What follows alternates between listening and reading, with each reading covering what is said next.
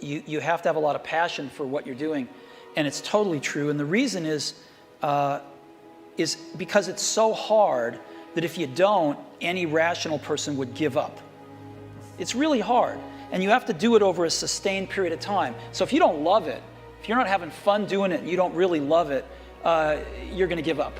And that's what happens to most people, actually. If you really look at the ones that ended up, being successful, unquote, in the eyes of society, and the ones that didn't, oftentimes it's the ones that are successful loved what they did so they could persevere when it got really tough. And the ones that didn't love it quit because they're sane, right? Who would want to put up with this stuff if you don't love it? So it's a lot of hard work, and it's a lot of worrying constantly. And if you don't love it, you're going to fail. So you got to love it. You got to have passion.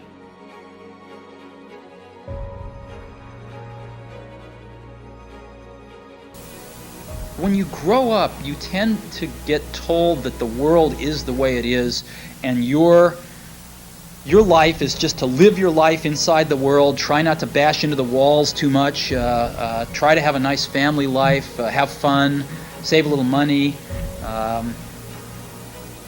But life, that's a very limited life. Life can be much broader once you discover one simple fact, and that is everything around you that you call life was made up by people that were no smarter than you.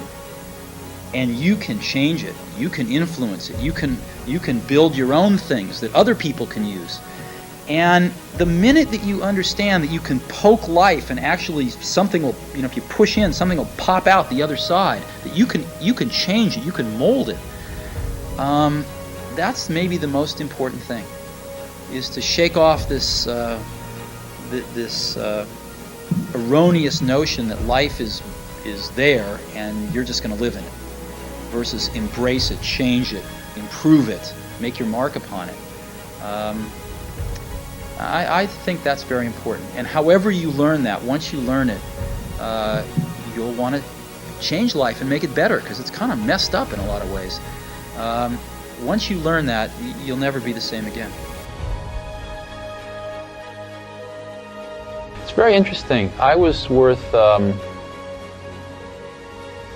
over $1 million when I was 23, and over $10 million when I was 24, and over $100 million when I was 25. And it wasn't that important because I never did it for the money.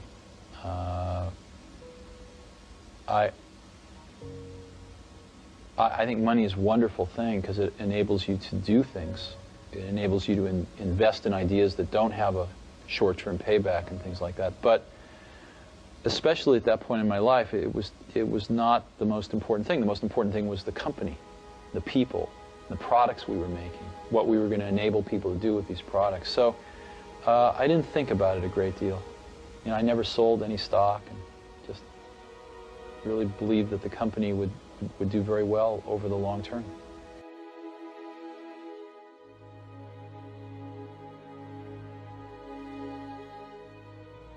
Now is the time to take risk. You don't have kids. As you get older, your obligations increase. So and once you have a family, you start taking risk not just for yourself, but for your family as well. It gets much harder to do things that might not work out. So now is the time to do that before you have those obligations. So I would encourage you to take risks now. Do something bold. You won't regret it. Really liking what you do, whatever area that you get into, given that even if you're the best, there's always a chance of failure. So I think it's important that you really like whatever you're doing. If you don't like it, life is too short. If you like what you're doing, you think about it even when you're not working. I mean, it's something that your mind is drawn to, and if you don't like it, you just really can't make it work, I think.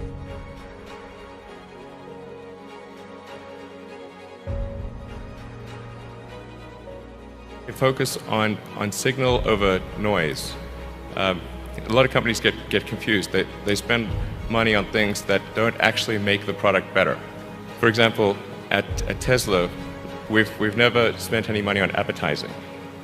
We put all of the money into R&D and manufacturing and design to try to make the car as good as possible.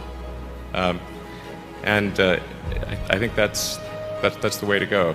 For any given company, just can keep thinking about, are these efforts that people are expending, are they resulting in a better product or service? And if they're not, stop those efforts.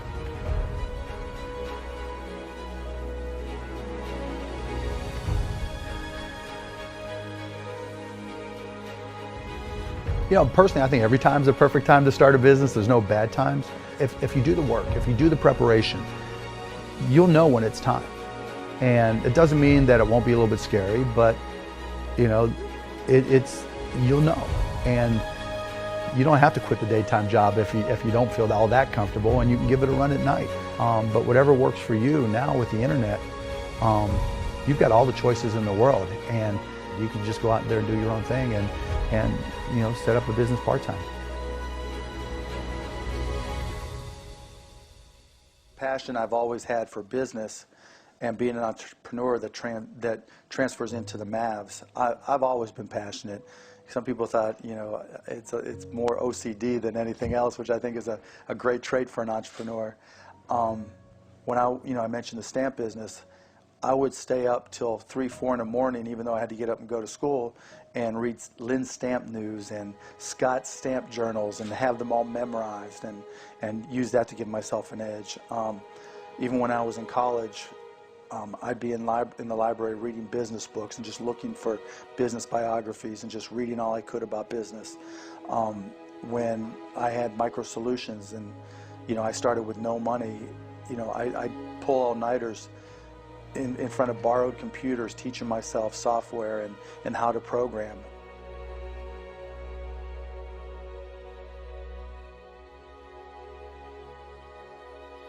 They come up with an idea, they'll Google it, and if they don't see it in the first 2 pages, they think it's original.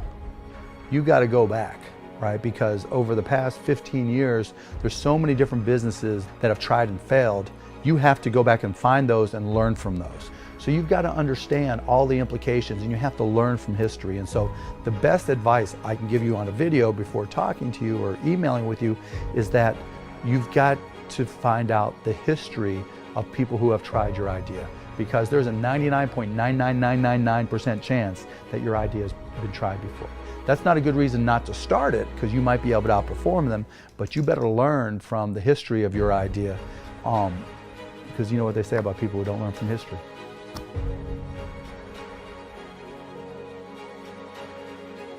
The most important thing about running a company is to remember all the time what a company is. A company is simply a group of people, and as a leader of people, you have to be a great listener, you have to be a great motivator, you have to be very good at praising and looking for the best in people.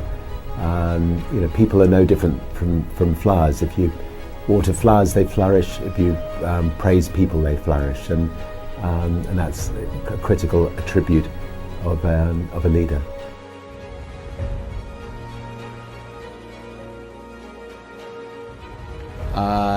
I've never actually thought I was, starting a company as such. I just saw situations as I travelled in life where I felt I could improve on the way things were being done by other people. So, one of my favourite phrases is "screw it, let's do it," and I've used that phrase a lot of times. And we just love going in and trying to shake up industries and doing it better than it's been done before.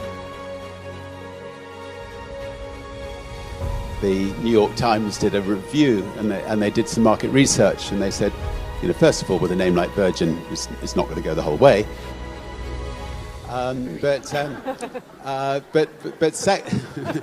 But secondly, that they did market research which said only 7% of people would fly on an airline called Virgin, and we put our hands up and said 7% would be just fine. So so we carried on with it. But there were a lot of skeptics out there, and there always will be lots of skeptics when you want to start something new. Everybody will tell you why it's a bad idea, why you shouldn't do it, while you'll lose everything you've got.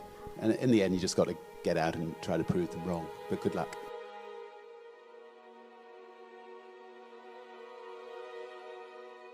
When I graduate from universities, and before I, for 3 years I tried to fill in the universities. So I applied jobs for 30 times, got rejected. I went for a police, they said, no, you're not good. I went to even the KFC. When KFC came to China, come to my city, 24 people went for the job. 23 people accepted. I was the only one guy. And we went for police. 5 people, 4 of them accepted. I was the only guy that I received it. So to me, being turned down, rejected.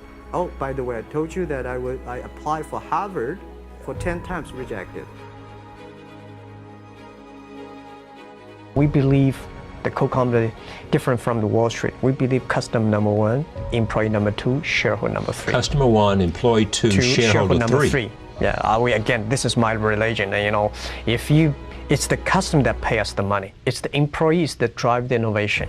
It's the shareholder, and the shareholder always say, I remember the day before we IPO, and a lot of people say, Jack, can I keep up the shares? We were long-term shareholders. But when the crisis came, these guys run as soon as, they ran away. They ran away. My people stayed, customers stayed.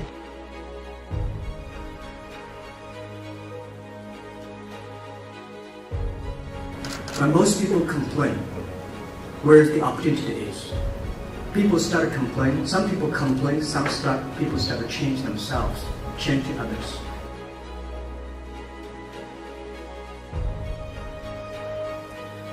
People really, if you really think about it, people want to do business with people they like. I mean, every now and then you'll do a deal with the devil, but you don't really like the devil, but you do it sometime. But you'd really much rather do business with somebody you like, somebody who shares your value, somebody who is committed to the same objectives you are, somebody who's willing to work as hard as you are.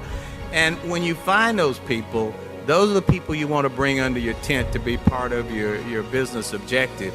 And you've got to do that by, sort of presenting yourself in a way that people clearly understand that you are committed to creating value.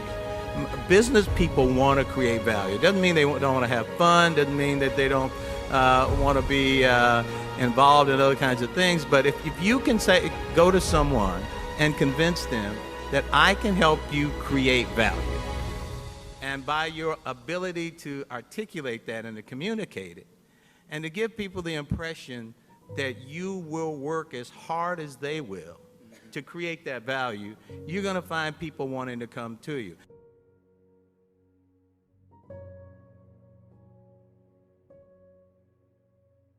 If you don't believe in yourself, if you don't believe that you can overcome obstacles, if you don't believe you have the work ethic, if you don't believe you have the inner confidence to project to other people, it'll never happen. Because part of starting a business is not only having the vision of an idea, you've got to build around you a team of stakeholders who believe in you. People follow leaders. People invest in leaders. People support people who have a vision and are willing to and are able to articulate it, and not just the ability to, a lot of people got a good gift for gab. It's the ability to convince people that you're going to be part of something that's going to be successful. You're going to share in the success. It's going to be beneficial to you and your family in the long run. You're going to be respected for what you contribute, and you're going to have an opportunity to fulfill your own dreams consistent with the dreams of the person you're working with. If you can convey that sense of confidence and that sense of leadership and focus on giving people an opportunity to grow and be successful with you, you're going to have people, and I mean really smart people, coming to be a part of what you do. Imagine a group of people go to a restaurant and they start eating. Well, they don't have enough money to pay the bill. So when the waiter comes with the bill, they don't want to pay it. They don't want to make the sacrifice of paying. So they keep ordering. And that's what we're doing. We just keep piling on debt and keep piling on costs. because we don't want to make the hard choices.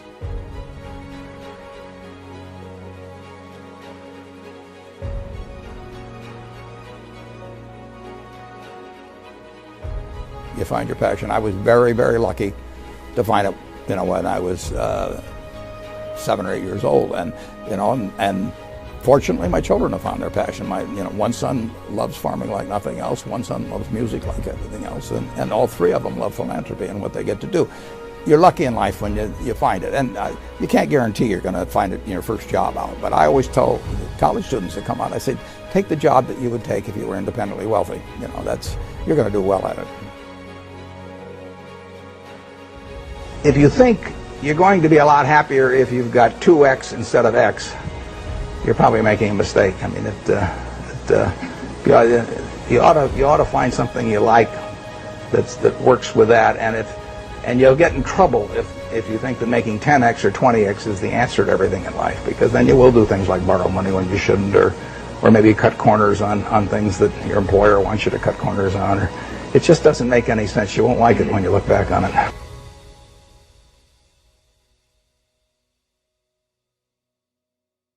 It never bothered me if people disagreed with what I thought, as long as I felt I knew the facts. I mean, there's a whole bunch of things I don't know a thing about. I just stay away from those. So I stay within what I call my circle of competence. Tom Watson said it best. He said, I'm no genius, but I'm smart in spots, and I stay around those spots. Well, I try and stay around those spots, and I just don't have a problem if somebody says, you're wrong on something. I go back and look at the facts, and I think that really is much more important, frankly, than having a few points of IQ or having an extra course or two in school or anything of the sort. You need emotional stability.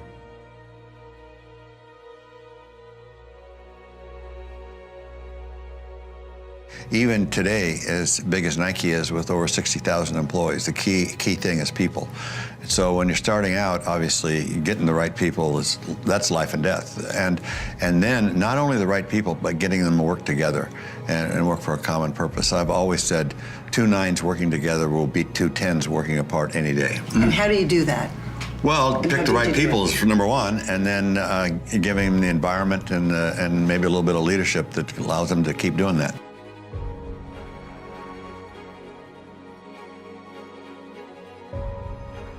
Important thing is there's 2 sides. There's really sort of the intellectual or mental side. You have to pick a business that has a niche. You have to have a reason to succeed. You have to be something like we were doing, say, Japan can beat Germany in manufacturing of this type of a product. That was the niche, really.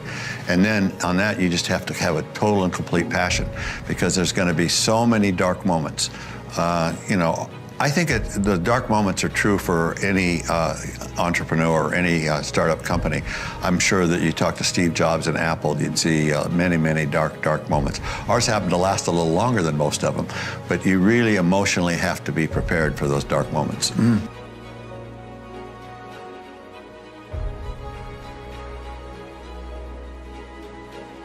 I have in my travels occasionally met promising young people who insist they are not going to ask for help along the way.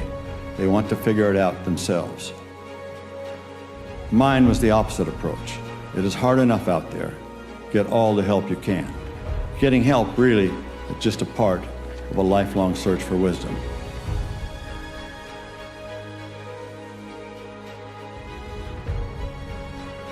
One of the things I see in new businesses is they're often looking for perfection. And I think this is a really big mistake. I think you ought to be looking for experiments and quick experiments. And it's okay to have little failures. And what you want to do is learn as much as you can very quickly and try things. And certainly when we were a small business, we'd go out and try all sorts of things to find what would work. And then we found something that worked. Well, we'll do that 100 more times or 1,000 more times. We still do it today as a large company.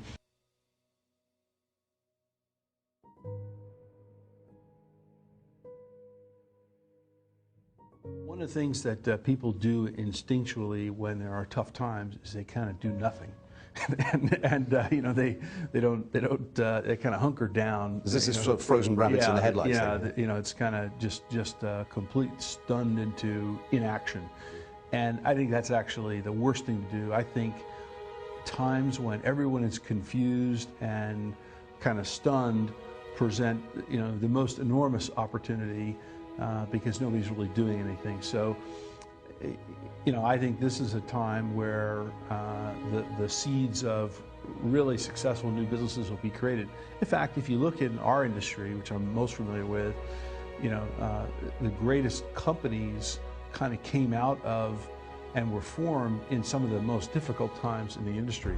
When no one was really looking and everyone thought the whole thing was going to go south, all of a sudden a whole new breed of companies emerged. So, for example, if you look at when Dell was formed in the early 1980s, 1984, this was a pretty dark time in the U.S. economy. The personal computer industry had just gone through a big down cycle, and the prevailing wisdom was that all electronics would be dominated by the Japanese. Yeah. And that we had this big boogeyman called the Japan Inc., and that no one could compete with Japan Inc., and especially in something like computers. Well, that turned out to be completely wrong, and there was enormous opportunity, and huge waves of productivity were unleashed with the computer industry flourishing.